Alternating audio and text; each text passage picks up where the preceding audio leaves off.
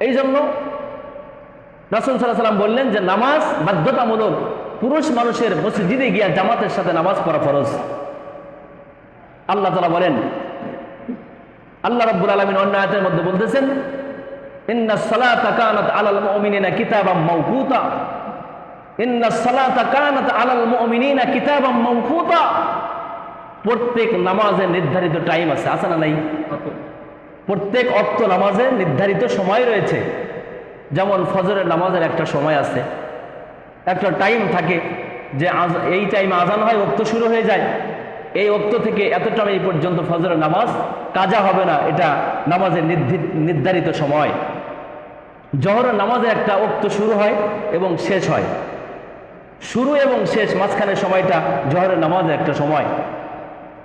আসরের নামাজের শুরু এবং শেষ মাঝখানের সময়টা একটা আসরের নামাজের নির্দিষ্ট টাইম। মাগরিবের একটা শুরু এবং শেষ সময়ের মধ্যে একটা সময় আছে। এশার নামাজের শুরু এবং শেষ টাইম, মাঝখানের সময়টা আপনার হলো ফিক্সড টাইম নামাজের। আল্লাহ তাআলা বলেন, ইন্নাস সালাতা কানাত আলাল মুমিনিনা কিতাবাম মাওকুতা। যেই নামাজের যেই সময় নির্ধারিত করা হয়েছে ওই টাইমের মধ্যে নামাজ পড়া ফরজ, ওই সময়ের মধ্যেই নামাজ পড়া ফরজ। মা বোনদের জন্য বাড়িতেই তারা নামাজ আদায় করবে ওই টাইমের মধ্যে, এটা ফরজ। মসজিদে গিয়েও তারা নামাজ পড়তে পারে, এটা বাধ্যতামূলক নয়। মা বোনদের 5 ওয়াক্ত নামাজ মসজিদে গিয়ে জামাতের সাথে পড়া মহিলাদের জন্য কিনা বাধ্যতামূলক নয়। যদি তারা মসজিদে গিয়ে মা বোন নামাজ পড়ে, আলহামদুলিল্লাহ, তারা জামাতের সওয়াব পেয়ে গেল। আর যদি তারা না পারে, বাধ্যতামূলক না, তারা গুনাহগার হবে না। বাড়িতে নামাজ পড়ার কারণে তারা নামাজের সওয়াব পেয়ে যাবে এবং দায়িত্ব থেকে মুক্ত হয়ে যাবে। সুবহানাল্লাহি ওয়া বিহামদিহি। কিন্তু পুরুষ মানুষের জন্য বাড়িতে নামাজ পড়া, ব্যবসা প্রতিষ্ঠানে নামাজ পড়া অথবা মাঠে ময়দানে নামাজ পড়া কখনোই অ্যালাউ হবে না, যদি তার উপরে শরীয়ী কোনো বিধান সমস্যা না থাকে। শরীয়ী সমস্যা কোনটা? যেমন আপনি মসজিদে যাইতে রাতের বেলায় আপনি এশার নামাজ পড়তে যাবেন মসজিদে, মসজিদটা আপনার বাড়ি থেকে অনেকটাই দূরে, আপনি অসুস্থ, এমন অসুস্থ যে পায়ে হেঁটে আপনার রাতের আধারে ওই ফজরের নামাজ এশার নামাজে মসজিদে যাওয়াটা বড় মুশকিল। অথবা এমন মসজিদে যাইতে গেলে মাঝখানে কোনো জঙ্গল আছে, গহীন জঙ্গল, যে জঙ্গল থেকে আপনার হিংস্র প্রাণী বাহির হতে পারে, আপনি আক্রমণের শিকার হতে পারেন। বড় বড় বিষধর সাপ থাকতে পারে জঙ্গলে, রাতের বেলায় বিচরণ করে। অথবা বাঘ, সিংহ, হিংস্র প্রাণী আপনার সেখানে থাকতে পারে, আপনারা প্রাণ নাশের কোনো আশঙ্কা থাকতে পারে সেখানে। সেই ক্ষেত্রে শরীয়ত আপনাকে মসজিদে না যাওয়াটা মাফ করেছে। আপনি এই ভয় থাকলে মসজিদে নামাজ আদায় বাড়িতে নামাজ আদায় করতে পারেন। সুবহানাল্লাহ। 2 নম্বর একটা কারণ হলো, আপনি মসজিদে যাইতে গেলে বৃষ্টি শুরু হয়ে গেছে, শিলা বৃষ্টি, ঝড়ো হওয়া, প্রচন্ড বাতাস, নামাজের টাইম হয়ে গেছে। সেই ক্ষেত্রে আপনি মসজিদে না গিয়ে নামাজের টাইম পার হতে পারে জন্য আপনি বাড়িতেই নামাজ আদায় করবেন। এরপরেও শর্ত হলো, যদি বাড়িতে পুরুষ মানুষ জামাত করার মধ্যে যাদের উপর নামাজ ফরজ হয়েছে, কি হয়েছে?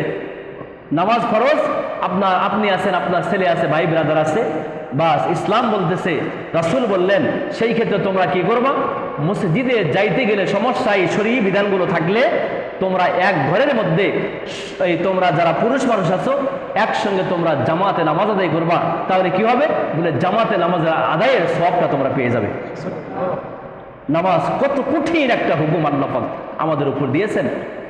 রাসূল বলেন, قال النبي صلى الله عليه وسلم من ترك الصلاة متعمدا فقد كفر।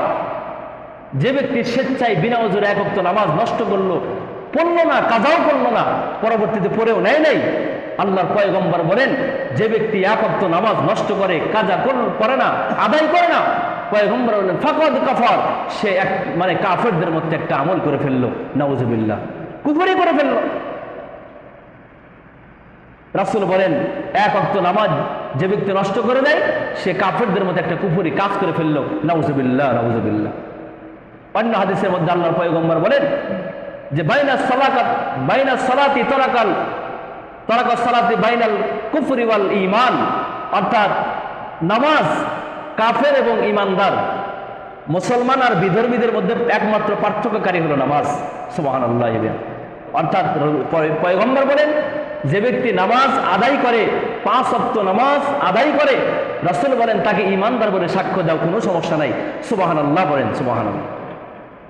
যে ব্যক্তি 5 ওয়াক্ত নামাজ মসজিদে পড়ে টাইম মতো আদায় করে, নবীজি বললেন তাকে তোমরা ইমানদার বলে সাক্ষ্য দাও, কোনো সমস্যা নাই, সে ইমানদার।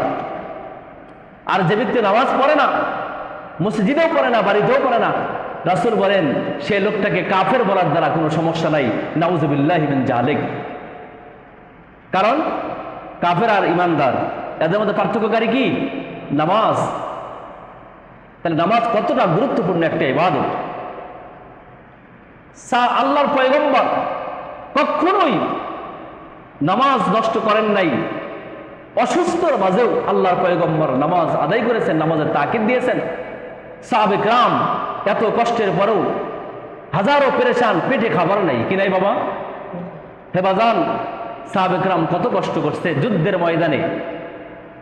চারদিকে শত্রুর আক্রমণ, তীর ধনুকের বাজনা, তলোয়ারের ঝনঝনানি, কোন দিক থেকে শত্রুর আক্রমণ আসে বাবাজি, তারপরেও সাহাবে কেরাম নামাজ নষ্ট করে নাই। শত্রুর আক্রমণের ভয় আছে, এরপরেও সাহাবে কেরাম জামাতের সাথে নামাজ আদায় করছে। যুদ্ধের ময়দানে তারা নামাজ ছাড়লেন না। 5 দিন 7 দিন পর্যন্ত সাহাবে কেরামদের পেটে খাবার নাই, এরপরেও সাহাবে কেরাম নামাজ ছাড়ে নাই, নামাজ কাজা করে নাই, তারা নামাজ বাদ দেয় নাই। নামাজ বাধ্যতামূলক, আল্লাহ পাকের যত হুকুম রয়েছে তার মধ্যে যেহেতু নামাজ, এই জন্য সাহাবে কেরাম খাবার পেটে নাই, তারপরেও তারা সালাত আদায় করেছে, নামাজ করেছে ধৈর্যের সাথে। কারণ আল্লাহ পাক বলেন তোমরা সালাত আদায় করো, নামাজ আদায় করো, আর নামাজের মাধ্যমে আল্লাহ পাকের কাছে সাহায্য প্রার্থনা করো। সুবহানাল্লাহ। আল্লাহ পাক রব্বুল আলামিন বলেন যে যারা ধৈর্যের সাথে বিপদের মধ্যে, মুসিবতের মধ্যে ধৈর্য ধারণ করে, সবর করে, ধৈর্য ধারণ করে, আর নামাজের মাধ্যমে আল্লাহ পাকের সাহায্য চায়, আল্লাহ তাআলা বলেন যে ধৈর্যশীল বান্দাদের সঙ্গে আমি আল্লাহ পাকের সাহায্য থাকে। সুবহানাল্লাহ। অন্য আয়াতের মধ্যে বলেন ইন্নাস সালাতা তানহা আনিল ফাহশাই ওয়াল মুনকার ওয়ালা যিকরুল্লাহি আকবার। আল্লাহ তাআলা বলেন ইন্নাস সালাতা তানহা আনিল ফাহশাই ওয়াল মুনকার, নিশ্চয় সালাত, এই 5 ওয়াক্ত নামাজ মানুষকে যাবতীয় ফাহিশা কার্যকলাপ থেকে, গুনাহের কাজ থেকে, পাপাচার থেকে, একমাত্র নামাজ মানুষকে বাঁচায় রাখে। ওই যাবতীয় গুনার কাছ থেকে মানুষকে নামাজ হেফাজতে রাখে। সুবহানাল্লাহ। যে ব্যক্তি 5 ওয়াক্ত নামাজ আদায় করবে, দুনিয়ার গুনার কাজ তার দ্বারা হবে না, হতে পারে না। গুনার কাজ যদি সামনে আসে তাহলে এই নামাজ তাকে গুনাহের কাজ থেকে হেফাজত করে রাখবে, নামাজ তাকে বাধা দিবে। আল্লাহ পাকের কথা, আল্লাহ পাক রব্বুল আলামিন যত কথা বলেছেন, আপনারা বলুন তো আল্লাহ পাকের কথা কি ভুল হতে পারে? কোনো সন্দেহ আছে? না, কখনোই হতে পারে না। যেহেতু আল্লাহ পাক নিজে বলছেন যে ইন্নাস সালাতা তানহা আনিল ফাহশাই ওয়াল মুনকার, নামাজ তোমাকে ফাহিশা কার্যকলাপ থেকে, গুনার কাছ থেকে, যাবতীয় পাপাচার থেকে হেফাজত করবে। তাহলে নামাজ আমার, যদি আমার নামাজটা নামাজ হয়, তখন আমার এই নামাজ আমাকে গুনার কাছ থেকে বাঁচায় রাখবে, নাকি বলেন? এখন প্রশ্ন করতে পারেন, হুজুর মানুষ তো নামাজও পড়ে এরপরেও গুনাহ করে, নামাজ পড়ে ঘুষ খায়, আছে না নাই? নামাজ পড়ে সুদের ব্যবসা করে, আছে না নাই? নামাজও পড়ে আবার মানুষের হক নষ্ট করে, নামাজও পড়ে এরপরে কলমের খোঁচায় মানুষের সম্পদ, রাষ্ট্রীয় সম্পদ তছরূপ করতেছে, চুরি করতেছে। তাহলে তো নামাজ মানুষকে বাঁচাইতে পারে নাই।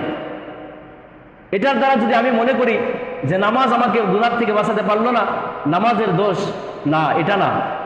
আমার নামাজ যদি আমাকে গুনাহ থেকে বাঁচাইতে না পারে, আমাকে বুঝতে হবে আমার নামাজ নামাজই হয় নাই। কি হয় নাই? আমার নামাজ নামাজ হয় নাই। যেইভাবে নামাজ আদায় করার কথা রাসূল বলেছেন, আল্লাহ পাক যেইভাবে হুকুম করেছেন, সেইভাবে নামাজ আমার হয় নাই, যার কারণে নামাজ আমাকে গুনাহ থেকে বাঁচাইতে পারে নাই।